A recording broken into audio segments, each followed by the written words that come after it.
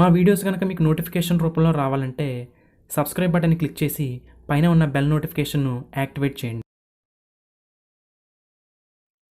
అది 1896 సంవత్సరం. హెన్రీ ఒక ఎక్స్పెరిమెంట్ చేస్తున్నాడు. అదే సంవత్సరంలో రాంట్జన్ ఎక్స్రేస్ని కనిపెట్టాడు. X rays electric and magnetic fields వైపు డిఫ్లెక్ట్ అవ్వవు. ఇవి ఫోటోగ్రాఫిక్ ప్లేట్స్ మీద టార్గెట్ యొక్క ఇమేజ్ని క్రియేట్ చేస్తాయి. హెన్రీకి వాళ్ళ నాన్నగారిలాగే ఫ్లోరోసెన్స్ మెటీరియల్ ప్రాపర్టీస్ మీద ఇంట్రెస్ట్. ఫ్లోరోసెన్స్ మెటీరియల్స్ లైట్ని అబ్జర్వ్ చేసుకుని డిఫరెంట్ కలర్స్ని ఎమిట్ చేస్తాయి. హెన్రీ ఎక్స్పెరిమెంట్ ఏంటంటే ఈ మెటీరియల్ లైట్కి ఎక్స్పోజ్ అయినప్పుడు ఆ లైటింగ్ వల్ల ఫోటోగ్రాఫిక్ ప్లేట్స్ మీద ఏదైనా ఎఫెక్ట్ ఉంటుందా లేదా అని. హెన్రీ పొటాషియం యురేనిల్ సల్ఫేట్ అనే ఒక ఫ్లోరోసెన్స్ మెటీరియల్ని తీసుకున్నాడు. ఫోటోగ్రాఫిక్ ప్లేట్ లైట్కి ఎక్స్పోజ్ అవ్వకుండా ఒక పేపర్తో కవర్ చేశాడు. ఆ ప్లేట్ని ఈ మెటీరియల్ దగ్గర ఉంచాడు. ఆ ప్లేట్ మీద ఒక డిస్టర్బింగ్ ప్యాటర్న్ అనేది ఫామ్ అయింది. ఈ మెటీరియల్ లైట్కి ఎక్స్పోజ్ అయినప్పుడు X rays type of radiation release చేస్తుందని అనుకున్నాడు. అయితే తర్వాత రోజు మార్నింగ్ సేమ్ ఎక్స్పెరిమెంట్ కండక్ట్ చేద్దామని అనుకున్నాడు. అయితే ఆ రోజు ఉదయం దట్టమైన మేఘాల వల్ల సూర్యుడు కనిపించలేదు. అంతా డార్క్ అయిపోయింది. కొన్ని రోజులు ఇదే పరిస్థితి కంటిన్యూ అయింది. హెన్రీ ఆ మెటీరియల్ని ఒక ప్లేట్ మీద పెట్టి చీకటి గదిలో ఒక అల్మారాలో ఉంచేశాడు. ఒకరోజు మార్నింగ్ సూర్యుడు వచ్చాడు. సో ఎక్స్పెరిమెంట్ కోసం ఆ అల్మారాని ఓపెన్ చేశాడు. అయితే అప్పుడు తను ఒక విషయాన్ని గుర్తించాడు. ఆ ఫోటోగ్రాఫిక్ ప్లేట్ మీద సేమ్ డిస్టర్బింగ్ ప్యాటర్న్ అనేది ఫామ్ అయింది. అంటే అప్పటి వరకు లైట్కి ఎక్స్పోజ్ అయినప్పుడు మాత్రమే ఈ డిస్టర్బింగ్ ప్యాటర్న్ అనేది క్రియేట్ అయ్యేదని అనుకునేవాడు. ఇలా జరగడం వల్ల ఒక కంక్లూజన్కి వచ్చాడు. లైట్కి ఎక్స్పోజ్ అయినా డార్క్ ప్లేస్లో ఉన్న ఆ ఎలిమెంట్ కొన్ని రకాల రేస్ని విడుదల చేస్తుందని, దీనికి కారణం ఆ ఎలిమెంట్లో ఉండే యురేనియం అని వివరించాడు. హెన్రీ ప్యారిస్ మ్యూజియంలోని న్యాచురల్ హిస్టరీ డిపార్ట్మెంట్లో అప్లైడ్ ఫిజిక్స్ సబ్జెక్ట్లో ప్రొఫెసర్గా అపాయింట్ అయ్యాడు. తర్వాత ఎకోలే పాలిటెక్నిక్లో కూడా తన సేవలను అందించాడు. అయితే తన స్టూడెంట్లో ఒకరైన మేరీ యురేనియంతో పాటు థోరియం కూడా సేమ్ రేస్ని ఎమిట్ చేస్తుందని ప్రూవ్ చేసింది.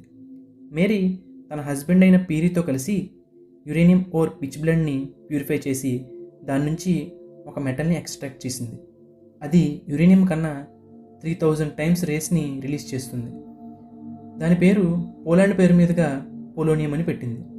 అలాగే వీళ్ళు దానితో పాటు రేడియం అనే ఒక న్యూ ఎలిమెంట్ని ఎక్స్ట్రాక్ట్ చేశారు. అప్పుడే మేరీ ఈ ప్రాపర్టీస్కి రేడియో యాక్టివిటీ అనే పేరు పెట్టింది. రేడియో యాక్టివిటీ మీద వీళ్ళు చేసిన పరిశోధనలకు గాను 1903లో Henry Becquerel, Marie Curie, Pierre క్యూరీలకు ఫిజిక్స్లో నోబెల్ ప్రైజ్ వచ్చింది.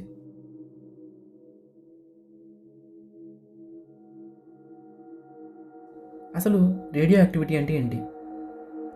కొన్ని అన్స్టేబుల్ ఆటమ్స్ స్టెబిలిటీ కోసం న్యూక్లియస్లోని కొన్ని పార్టికల్స్ని రిలీజ్ చేస్తాయి. ఇవి అలా రిలీజ్ చేసి స్టేబుల్ అవుతాయి. దీన్నే రేడియో యాక్టివిటీ అంటారు. దీని గురించి డీటెయిల్గా తెలుసుకునే ముందు అసలు ఒక యాటమ్ని ఫండమెంటల్ లెవెల్లో అర్థం చేసుకోవాలి. మనం ఒక ఎలిమెంట్ని తీసుకుని దాన్ని చిన్న చిన్న ముక్కలుగా చేసుకుంటూ పోతే ఆఖరికి మనం కట్ చేయడానికి కూడా వీల్లేని ఒక చిన్న పార్టికల్ అనేది మిగులుతుంది. దీన్నే యాటమ్ అంటారు. ఇది కెమికల్ రియాక్షన్లో పార్టిసిపేట్ చేస్తుంది.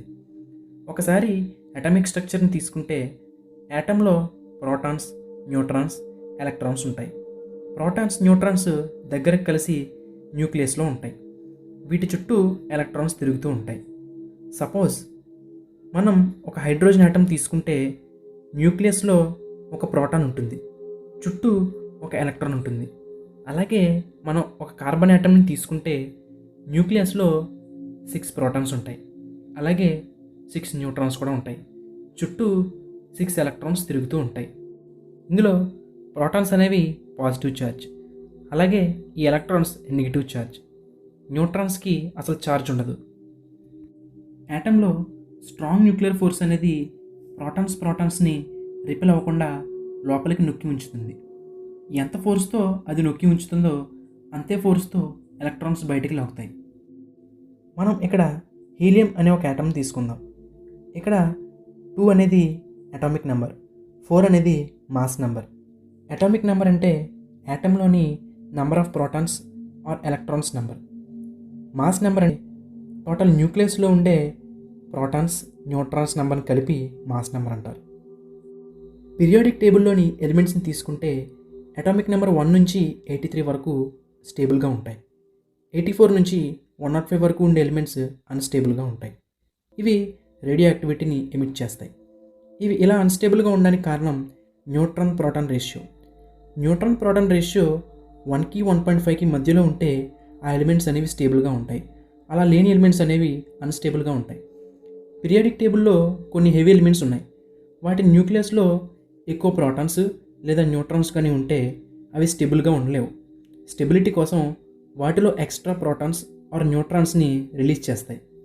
స్టేబుల్ న్యూక్లియస్గా అవి స్ప్లిట్ అయిపోతాయి. దీన్నే రేడియో యాక్టివిటీ అంటారు. ఈ ప్రాసెస్లో అవి కొన్ని ఇన్విజిబుల్ రేస్ని ఎమిట్ చేస్తాయి. వీటిని రేడియో యాక్టివ్ రేస్ లేదా రేడియేషన్ అంటారు. ఈ రేడియేషన్లో 3 రకాల రేస్ అనేవి ఉంటాయి. అందులో ఫస్ట్ది ఆల్ఫా రేస్. ఇవి పాజిటివ్లీ ఛార్జ్డ్ రేస్. ఆల్ఫా అనేది ఒక హీలియం న్యూక్లియస్. న్యూక్లియస్ సైజు బాగా పెద్దగా ఉన్న యాటమ్స్ ఈ ఆల్ఫా రేస్ని రిలీజ్ చేస్తాయి. ఇవి రిలీజ్ అయినప్పుడు అటామిక్ నెంబర్ అనేది 2 డిక్రీజ్ అవుతుంది. అలాగే మాస్ నెంబర్ అనేది 4 డిక్రీజ్ అవుతుంది. వీటికి అయనైజింగ్ పవర్ అనేది చాలా ఎక్కువ. అయనైజింగ్ పవర్ గురించి అర్థమయ్యేలా చెప్తా. ఇవి రిలీజ్ అయ్యి వాటి దారిలో ఉండే యాటమ్స్ నుంచి ఎలక్ట్రాన్స్ని బయటకు నెట్టుకుంటూ పోతాయి. దీనివల్ల హీట్ అనేది జనరేట్ అవుతుంది. సో ఆ ఏరియా అంతా హీట్ అయిపోతుంది. ఈ ఆల్ఫా రేస్కి బరువు ఎక్కువ కాబట్టి ఎక్కువ దూరం ట్రావెల్ చేయలేవు. తక్కువ ప్లేస్లో ఎక్కువ డ్యామేజ్ని క్రియేట్ చేస్తాయి. వీటికి పెనట్రేషన్ పవర్ అనేది చాలా తక్కువగా ఉంటుంది. ఈ రిలేషన్ చూస్తే యురేనియం అనేది ఒక ఆల్ఫా పార్టికల్ని రిలీజ్ చేసి థోరియంగా మారుతుంది. అలాగే రేడియం ఒక హీలియం పార్టికల్ని రిలీజ్ చేసి రాడాన్గా మారుతుంది. Beta rays. ఇవి ఫాస్ట్ మూవింగ్ ఎలక్ట్రాన్స్. ఇక్కడ డౌట్ ఏంటంటే న్యూక్లియస్లో ప్రోటాన్స్, న్యూట్రాన్స్ ఉండగా ఈ ఎలక్ట్రాన్స్ ఎక్కడి నుంచి ఎమిట్ అయ్యాయని. ఎలాగంటే న్యూట్రాన్ అనేది ప్రోటాన్ అండ్ ఎలక్ట్రాన్గా స్ప్లిట్ అయిపోతుంది. న్యూక్లియస్లో ఎక్సెస్ న్యూట్రాన్స్ ఉన్నప్పుడు ఇవి బీటా రేస్ని ఎమిట్ చేస్తాయి. వీటికి అయనైజింగ్ పవర్ అనేది ఆల్ఫా రేస్లో 1% ఉంటుంది. వీటికి పెనట్రేషన్ పవర్ అనేది 10 మిల్లీమీటర్ వరకు ఉంటుంది. వీటి రిలీజ్ వల్ల అటామిక్ నెంబర్లో 1 యూనిట్ అనేది పెరుగుతుంది. ఈ ఈక్వేషన్లో కార్బన్ అనేది ఒక బీటా పార్టికల్ని ఎమిట్ చేసి నైట్రోజన్గా మారుతుంది. అలాగే థోరియం అనేది ఒక బీటా పార్టికల్ని ఎమిట్ చేసి ప్రొటెక్టేనియంగా మారుతుంది. Gamma rays. ఇవి electromagnetic waves and high energy photons. Nucleus high energy state నుంచి లో ఎనర్జీ స్టేట్కి పడిపోయినప్పుడు ఇవి రిలీజ్ అవుతాయి. వీటి ఎమిషన్ వల్ల అటామిక్ నెంబర్లో కానీ మాస్ నెంబర్లో కానీ ఎటువంటి మార్పు రాదు. వీటికి పెనట్రేషన్ పవర్ అనేది చాలా ఎక్కువగా ఉంటుంది. అలాగే ఇవి లైట్ స్పీడ్తో ప్రయాణిస్తాయి. ఈ రేడియేషన్ వల్ల మన బాడీ అనేది ఎలా ఎఫెక్ట్ అవుతుందో ఒకసారి చూద్దాం. ఈ 3 రేస్లో ఆల్ఫా రేస్ అనేవి ఎక్కువ డ్యామేజ్ని కలిగిస్తాయి. వీటికున్న హై అయనైజింగ్ పవర్ వల్ల వీటికి ఎక్స్పోజ్ అయిన వాళ్ళకు రేడియేషన్ సిక్నెస్ అనేది వస్తుంది. అలాగే క్యాన్సర్, స్కిన్ డ్యామేజ్ అయ్యే అవకాశాలు చాలా ఎక్కువగా ఉంటాయి. గామా రేస్కున్న పెనట్రేషన్ పవర్ కారణంగా ఇవి మన డిఎన్ఏకి డ్యామేజ్ చేసి మ్యూటేషన్ వల్ల క్యాన్సర్ని కలిగిస్తాయి. అంతేకాకుండా ఇవి మన బోన్స్, టీత్స్, ఆర్గన్స్ నుంచి పెనట్రేట్ అయ్యి ఎక్కువ డ్యామేజ్ని కలిగిస్తాయి. వాటి యొక్క క్యాన్సర్కి కూడా కారణం అవుతాయి. అయితే ఈ ఆల్ఫాని గామాని కంపేర్ చేసినప్పుడు ఆల్ఫా వల్ల ఎక్కువ డ్యామేజ్ అనేది చాలా తక్కువ టైంలో జరుగుతుంది. అయితే గామా రేస్ వల్ల అలా లాంగ్ టైంలో సిక్నెస్ అయ్యే అవకాశం ఉంటుంది. అయితే అటామిక్ నెంబర్ అనేది 83 నుంచి 92 వరకు ఉండే ఎలిమెంట్స్ న్యాచురల్గా రేడియో యాక్టివిటీని ఎమిట్ చేస్తాయి. ఇవి వాటి న్యాచురల్ ప్రాపర్టీస్ వల్ల ఈ రేడియేషన్ ఎమిట్ చేస్తాయి. అయితే ఆర్టిఫిషియల్గా కూడా కొన్ని ఎలిమెంట్స్ని మనం రేడియో యాక్టివ్ ఎలిమెంట్స్గా మార్చవచ్చు. దీన్ని ఆర్టిఫిషియల్ రేడియో యాక్టివిటీ అంటారు. దీని గురించి తెలుసుకుందాం. ఆర్టిఫిషియల్ రేడియో యాక్టివిటీ ఒక స్టేబుల్ న్యూక్లియస్ని ఆల్ఫా పార్టికల్స్తో కానీ లేదా న్యూట్రాన్స్తో కానీ కొలైడ్ చేయడం వల్ల అవి కొంతకాలం వరకు అన్స్టేబుల్గా ఉంటాయి. ఈ అన్స్టేబుల్గా ఉన్నంతకాలం అవి రేడియేషన్ని రిలీజ్ చేస్తూ ఉంటాయి. దీన్నే ఆర్టిఫిషియల్ రేడియో యాక్టివిటీ అంటారు. ఈ ఆర్టిఫిషియల్ రేడియో యాక్టివిటీ అనేది ఫస్ట్ టైం నైట్రోజన్ మీద ప్రయోగించారు. నైట్రోజన్ని ఒక ఆల్ఫా పార్టికల్తో ఢీకొట్టడం వల్ల అది ఒక ఆక్సిజన్ ఐసోటోప్గా మారింది. ఇలా చాలా రకాల ఐసోటోప్స్ని ఈ ఆర్టిఫిషియల్ రేడియో యాక్టివిటీ ద్వారానే క్రియేట్ చేస్తారు. అయితే ఈ రేడియో యాక్టివ్ మెటీరియల్స్కి ఒక విచిత్రమైన ప్రాపర్టీ అనేది ఉంది. అదే హాఫ్ లైఫ్. దీని గురించి తెలుసుకుందాం.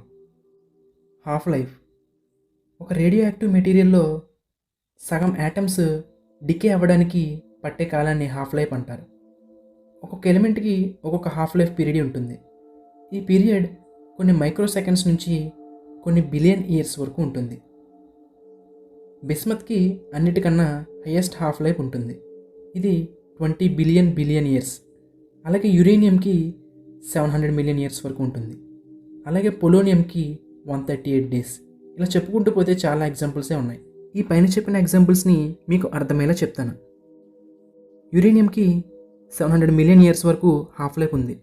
అంటే మనం 1 కేజీ యురేనియంని తీసుకుంటే అది ఒక హాఫ్ కేజీగా మారడానికి, అంటే ఇవి ఈ రేస్ని ఇమిట్ చేస్తూ హాఫ్ కేజీగా మారడానికి 700 మిలియన్ ఇయర్స్ పడుతుంది. సో చాలా ఎక్కువ కదా. ఇలాగే ఒక్కొక్క మెటీరియల్కి ఒక్కొక్క హాఫ్ లైఫ్ ఉంటుంది. దీనివల్లే మనం హిరోషిమా నాగసాకి ఘటన తీసుకుంటే అక్కడ ఇప్పటికీ చాలామంది అనేక రకాల వ్యాధులతో పుడుతున్నారు. దానికి కారణం ఈ హాఫ్ లైఫే. ఎందుకంటే ఎప్పుడో 1940s పడిన ఒక అనుభవం వల్ల దాని హాఫ్ లైఫ్ ఎక్కువ ఉండడం వల్ల ఇప్పటి వరకు అక్కడ రేడియేషన్ అనేది ఇంకా రిలీజ్ అవుతూనే ఉంది. సో ఇది మీకు అర్థమైంది కదా. మనం ఈ రేడియో యాక్టివిటీని చాలా రకాల రంగాల్లో వాడుతున్నాం. ఈ యూజెస్ మనం చూసుకుంటే కనుక రేడియో యాక్టివ్ కార్బన్ని ఉపయోగించి మనం ఫాజిల్స్ యొక్క వయసుని కనుక్కుంటున్నాం. అంటే శిలాజాలు, భూమిలో కూరుకుపోయిన శిలాజాలు ఎంతకాలం పురాతనమైనవో వీటి ద్వారానే మనం తెలుసుకుంటున్నాం. అలాగే మెడికల్ రంగంలో క్యాన్సర్ కణాలను నాశనం చేయడానికి, క్యాన్సర్ని డిటెక్ట్ చేయడానికి ఈ రేడియేషన్నే వాడుతున్నాం. అలాగే మనం ఈ న్యూక్లియర్ పవర్ని ఉపయోగించి పవర్ని కూడా ప్రొడ్యూస్ చేస్తున్నాం. సో ఇది ఫ్రెండ్స్, ఈ ఇన్ఫర్మేషన్ అనేది మీకు యూజ్ అవుతుందని నేను అనుకుంటున్నాను. Thank you for watching. ఈ వీడియో కనుక మీకు నచ్చినట్లయితే లైక్ చేయండి, షేర్ చేయండి, కామెంట్ చేయండి. ఇలాంటి మరిన్ని వీడియోస్ కోసం సబ్స్క్రైబ్ చేయండి.